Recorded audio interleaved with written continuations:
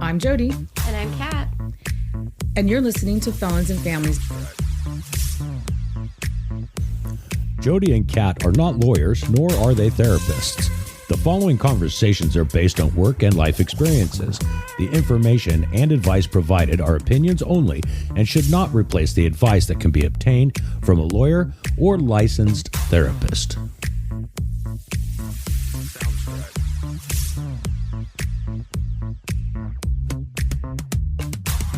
All right, so today's topic is discussion about women being targeted at the border and specifically focused on women. Obviously, it's happening to males as well. And interestingly, before we really dive in, I was having lunch with some of my retired federal officers, and they're excited to hear about the episodes and what are we talking about. And so I brought this topic up to them, and I was with 4 of them, and they all experienced the same thing.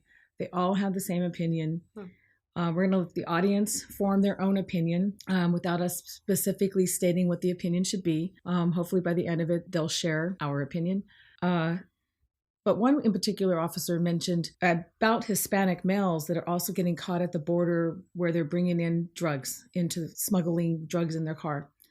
And what was interesting was that her and the investigator of these types of cases talked about how the men seem to be cookie-cutter men. Like, where were they going to find the same type of men? Age, weight, height, backgrounds. It was just, he wanted to know, if you see a trend in the cases you get, let me know, because I'd like to go where these young men are getting recruited. For our purposes today, I wanted to talk about the women, though, because I had specific cases that brought this sort of concern through observation to mind. And these other officers felt, like I said, shared similar stories. So disclaimer, again, this is based simply on observation. I'm not coming in with any real facts of anything other than the facts of these cases. And so don't come at me if you're the mafia. Okay. The number one thing that all these cases share, even amongst the men, is an established border crossing. And these people, because they're Hispanic, they go to Mexico, they do their shopping, they go to get their dental work done, they go to the doctor, they visit family. So they're very well known and have a large border crossing activity. Mm-hmm. That's common denominator. So I'm going to go over some stories so you can kind of understand where I'm going with this thing. There was a woman that I supervised. She had a procedure on her body that helped her to lose weight, look nicer. She felt good. She was feeling good about herself. She had gotten divorced recently, and she owned 2 businesses here stateside. She owned her own home. There was nothing financial that she was having a difficulty with. But she went to Mexico all the time to visit her family, shop, so on. And she's feeling good about herself, newly single, and she makes friends with this group of people, and one of the men that she makes friends with, they start getting romantically involved. She's having a good time. And the day she's leaving, he offered to take her to lunch, wanted to get her car washed and detailed. Nice guy, right? Nice guy. And she's established a relationship with him. This is not the first time she's met him. Mm-hmm. She did say later, in hindsight, that it did seem like it was taking a long time for her car to get detailed. But he bought her lunch. The car gets back to her. It looks beautiful. And she goes across the border and she gets caught. She gets caught. She gets caught, arrested. I don't recall if she did jail time. I don't think she did. A lot of these cases, they don't. What did she get caught with? Some amount of drugs. It's probably 500 kilos of drugs on smaller than like the whole car being loaded. Okay. And it's important to understand that a lot of these cases you'll read these, again, we're focused on women, but I've seen it with male as well. They tend to admit at the border. So they don't lawyer up. Mm-hmm. You know, they admit to the border agent almost immediately if they knew that the drugs were in the car. I mean, that was the trend I'd see. They would not only admit, but they would tell you the story, because they would always ask, who approached you? What were you supposed to do? What were you instructed to do when you crossed? And they would say, and it was always a first name. Well, I was supposed to text Hector, and they would tell me where to go to pick up the car. They would even confess how many times they've done it successfully to cross the border. So they were just admitting right there at the border. But she had no idea. She's claiming she had no idea. And I have to tell you, I believed her. I really believed her. A lot of times people will say why they even did it, because I needed this X amount of money for a thing. I was past due on rent. They would tell the Border Patrol that. This lady just had no reason to get herself in this position. Yeah. So next story.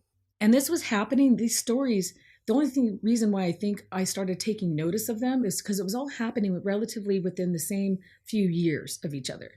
So it's not like in a 22-year career, this is 3 women I've met in 22 years. It seems to be more of a recent thing that's happening. And so my next story was this married woman. She didn't work. She was ill. She had some medical procedure that she needed to have done. And she was feeling really bad. Her husband was a loving husband. He was supportive all the way through the supervision process. He was there with her. You could tell that he was worried about her. And he was working 2 jobs trying to come up for the money for the operation that she needed. So I guess they're at a bar. And the story she tells is they were at a bar, and this young woman makes friends with her. And as women will do, you're drinking. I think our first night meeting each other went similar to that. Yeah. And she starts telling this woman all her woes in life. And the lady says to her, well, I think I might be able to help you. My brother, he imports cars, and he's like a car broker. He imports them from Mexico and sells them over stateside. And he's looking for someone to go pick up one of the vehicles that he's recently purchased. She gets herself to Mexico, doesn't tell her husband, wants to surprise him with the money so that he could have less pressure. And she gets caught at the border. I don't recall actually now if she had a border crossing, established border crossing, but I believed she didn't know. I can understand that. I had a situation when I was with my ex where I believe my car had been used in a crime. And it wasn't until years later that it even dawned on me. So I had my car, and in previous podcasts, I've spoke about my ex and he was a felon, and his best friend was a no good scoundrel as well. Well, not that all felons are, but that particular one was a no good scoundrel. That one was. Well, some are. So they come up to me and they say, Katie, we ran into some extra money. We'd like to get your car painted for you, which was true. It did need to get painted. So we went down to Earl Scheib or wherever they had the hookup for a cheap paint job, and proceeded to tell me that I needed to pick a different color because they were out of the color of my car. So I went ahead and changed the paint color. No big deal. My car's painted. Great. It was free. Wonderful. I'm happy. Years later, I go back to the garage full of money and my car being missing. And now my car is a completely different color. Oh, wow. And I didn't even dawn on me for years. For years. But of course, that's why. Right. Yeah. Right. Oh, man. So I can see how they could have been taken advantage of, been completely innocent. Yeah. Yeah. The other one was a young woman. She was pregnant, and she too. Story is simple. I mean, she was living at home. She had a job. She had a good job, actually. And she was living at home, and she didn't really need money. She was doing fine.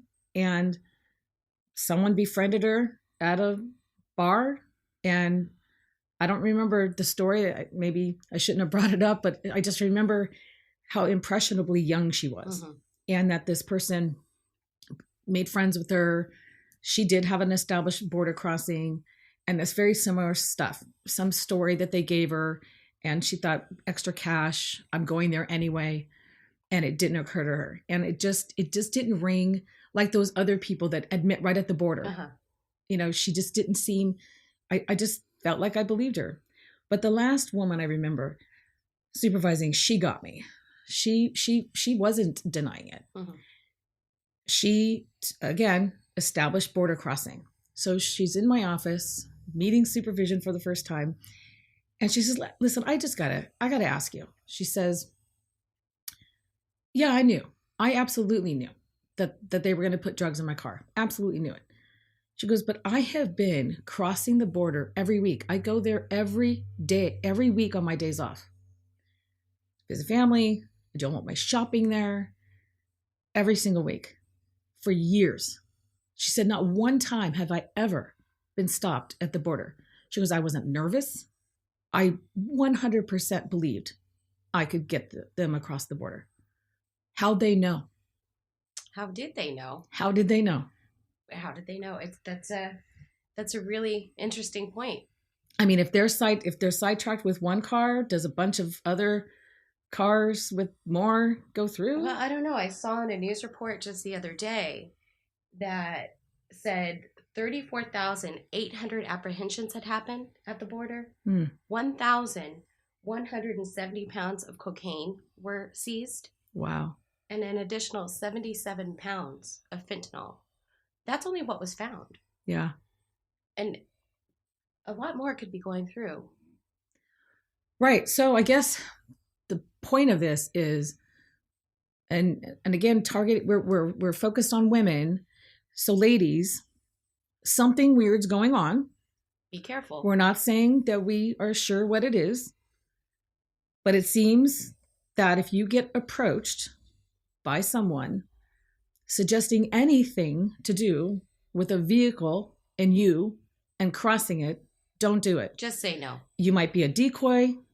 Somehow someone's getting tipped off. I don't know. But I'm trying to get the word out there. Walk away. Yeah. Just keep your car to yourself. Right. So that leads me to a story, because ignorance is not a defense. Sometimes I want to say, unfortunately, sometimes I get why it's not a defense, but other times I think, like the contact lens story that we told in last week's episode, that one, can't ignorance be a defense? You would hope so. It seems like such a innocent crime. It does seem like an innocent crime. And I meant to mention in the last podcast that the reason why that is illegal is because you can't put anything on your eyeballs without a prescription from an optometrist. But how would most people know that? I mean, I almost bought them for my own kids, and I was a federal probation officer because I didn't know that law existed. Yeah. But I got permission from my husband to tell this story, which will exemplify kind of what I'm talking about as far as being approached and sort of trying to recognize those red flags. And so this was more than 20 some odd years ago. We were very young. I wasn't quite in law enforcement. I was working at juvenile hall. And my husband, he was working nights. So got to remember, if not 50 and older, but we had no cell phones back then. Okay. There was no emailing. Our conversations were until we saw each other. Yeah. Or if I called him on a landline.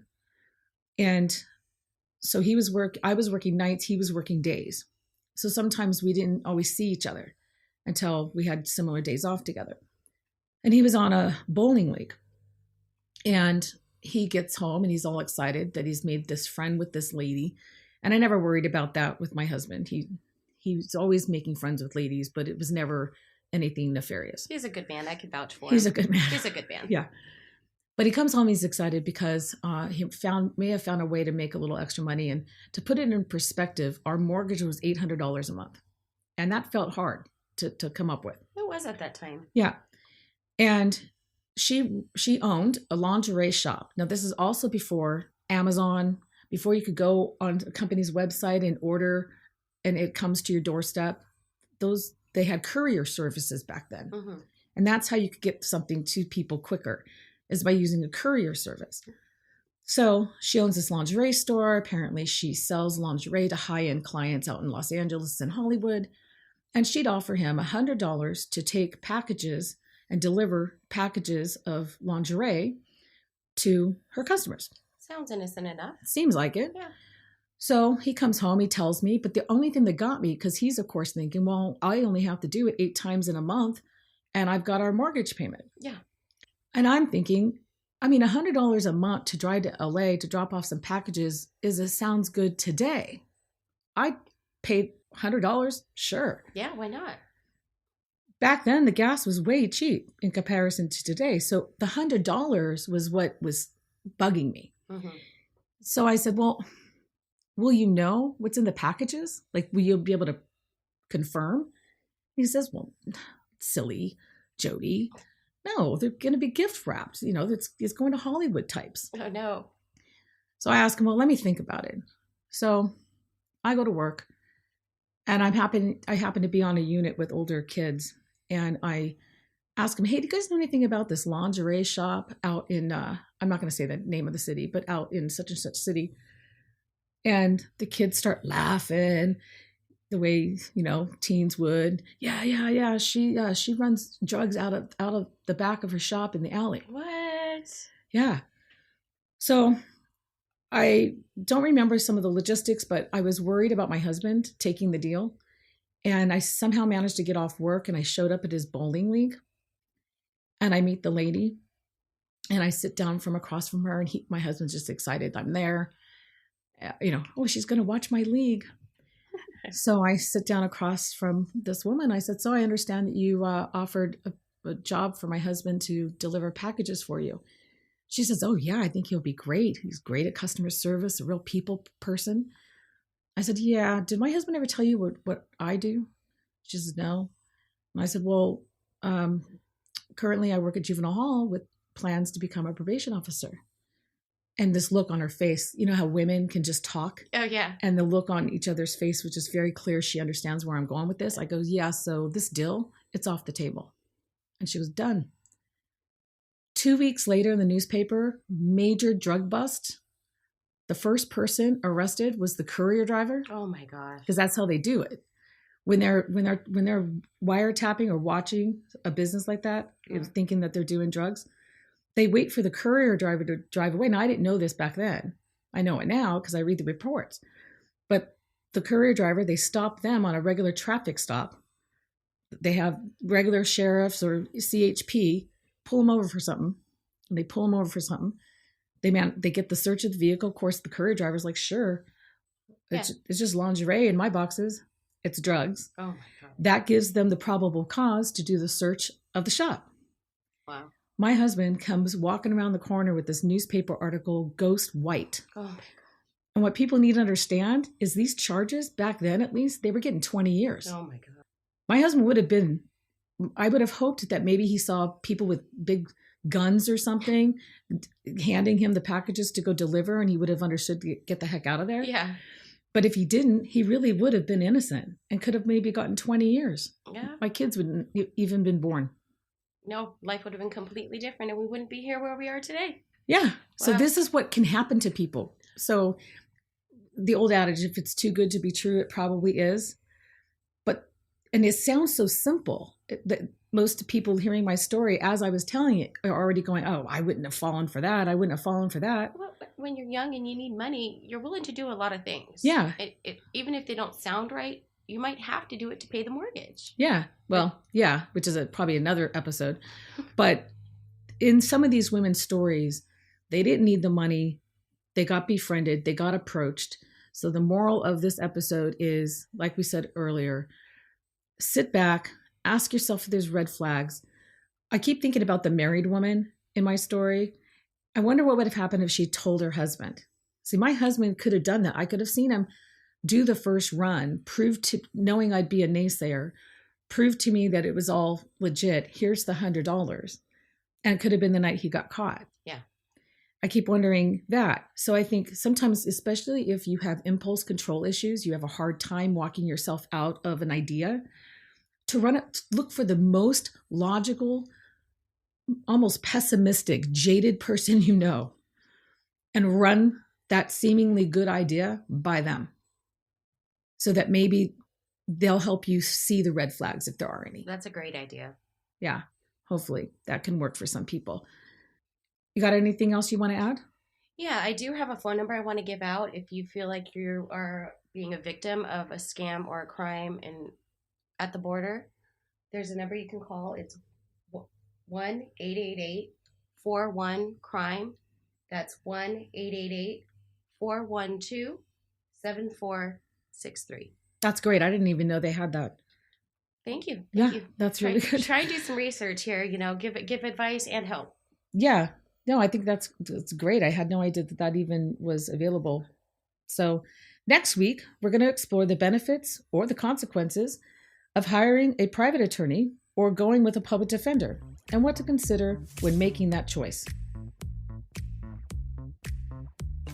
Well, we have lots to discuss, but we want to hear from you as well. If you have a story that you would like to share or a topic you would like to hear us cover, please email us at F as in Frank, A as in Apple, F as in Frank at felonsandfamilies.com. FAF@felonsandfamilies.com. If you like us, help us out by subscribing. You can hear us on all the ways that you can get a podcast, or you can go to our website, felonsandfamilies.com. I'm JODIE. And I'm Kat. And you're listening to Felons and Families.